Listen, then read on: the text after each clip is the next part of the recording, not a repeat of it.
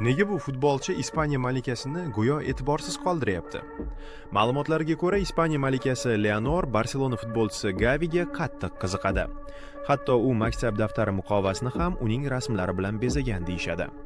2022 yilgi jahon chempionati paytida qirol Filipe Gavidan Barselona futbolkasini imzolashni so'ragan. Qizig'i shundaki, futbolka juda kichik o'lchamda bo'lgan.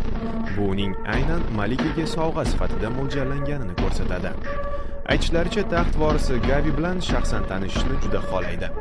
Ko'pchilik o'ylaydiki, bunday imkoniyatni har qanday yigit mamnuniyat bilan qabul qilardi.